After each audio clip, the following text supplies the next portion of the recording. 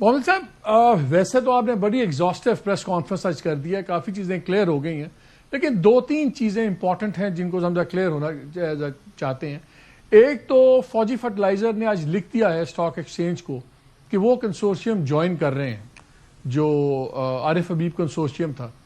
تو یہ اب انڈرسٹینڈنگ کیا ہے کہ یہ جو ایگزسٹنگ انہوں نے 75% خریدا ہے یہ اس کے اندر ان کے پارٹنر آ رہے ہیں, یا جو 25% آپشن تھا سائٹ پہ یہ وہ 25% خریدیں گے؟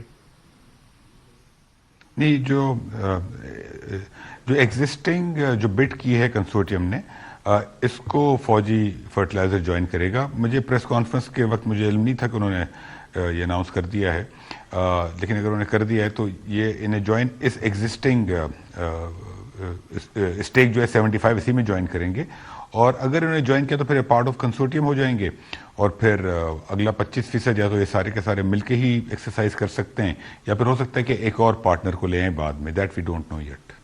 اچھا, دوسرا آپ نے ایک آرگومنٹ دیا کہ 10 بلین میں ہم نے نہیں لیا, بیسکلی یہ 55 بلین بن جائے گا کیونکہ جو 25% بچا ہے اگر اب نئے ریشو میں جو شیئر پرائس طے ہو گئی ہے اس کے مطابق وہ 45 ارب کا ہے. But that is a projection, اگر وہ نہیں لیتے تو پھر تو آپ کا 10 بلین ہی ہوا نا. نہیں, 10 بلین نہیں ہوا. فار ایگزامپل اگر آپ کی ایک کمپنی ہے جس کی ایکویٹی ہے 100 روپے اور آپ 100% مالک ہیں, تو آپ کے پاس 100 روپے کیش ہو یا وہ کمپنی کی اونرشپ ہو, آپ کی ویلتھ تو 100 روپے کی ہے نا.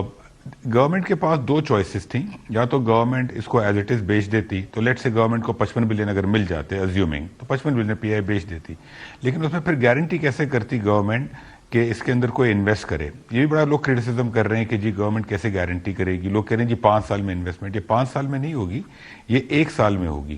ابھی جو 125 بلین ہے اس کا 2/3 بنتا ہے 83 بلین, تو یہ اپریل میں جب کلوزنگ کریں گے تو 83 بلین ابھی ڈالیں گے اور 42 بلین 1 سال بعد ڈالیں گے, اور ان کی ہمارے پاس شیئر بھی پلیج ہوں گے اور گارنٹی بھی ہوگی جیسے میں نے ایکسپلین کیا.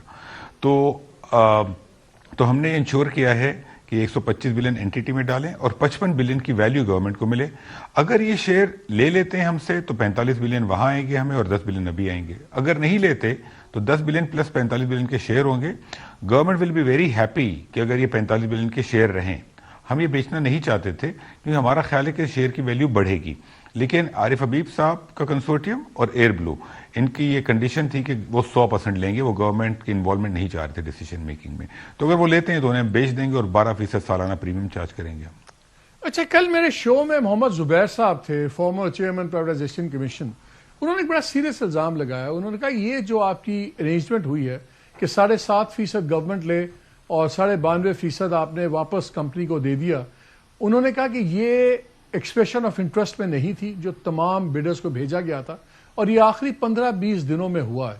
بیکاز ان کا آرگومنٹ یہ بھی تھا کہ اگر یہ پہلے ارینجمنٹ پتہ ہوتی تو شاید جس طرح ایمریٹس ایئر لائن ہے, دوسرے بڑے گروپس ہیں, وہ بھی آ جاتے, بیکاز ایمریٹس وغیرہ کے لیے 10 ارب دے کے ایئر لائن خریدنا تو مسئلہ کوئی نہیں تھا اور وہ ریوائیو بھی آرام سے کر سکتے تھے. کیا یہ جو ارینجمنٹ تھی کہ جی 7.5% بڈ اماؤنٹ کا گورنمنٹ دے گی, 92.5 واپس بڈر کو دے دیا جائے گا کمپنی کو کھڑا کرنے کے لیے, یہ ای او آئی میں تھا؟ اور اگر نہیں تھا تو پھر یہ چینج کیوں کیا آپ نے؟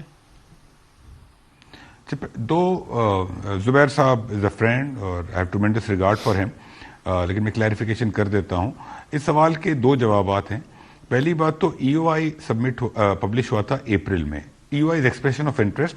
جب ہم پارٹیز سے ان کا انٹرسٹ معلوم کرتے ہیں کہ کون سی پارٹیز انٹرسٹڈ ہیں, اس وقت یہ ناممکن ہے, دنیا میں کسی بھی ٹرانزیکشن میں ناممکن ہے پرائیویٹ سیکٹر پبلک سیکٹر کے تمام ٹرمز اینڈ کنڈیشن ڈیسائیڈ ہو جائیں.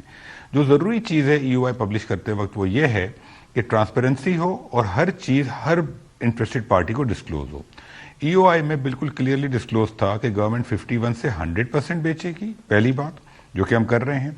دوسری بات اس میں لکھا ہوا تھا کہ گورنمنٹ اپنے شیئر بیچے گی اور گورنمنٹ رائٹ ایشو کے تحت کمپنی میں پیسے ڈلوائے گی, اور ایگزیکٹلی یہ ہو رہا ہے.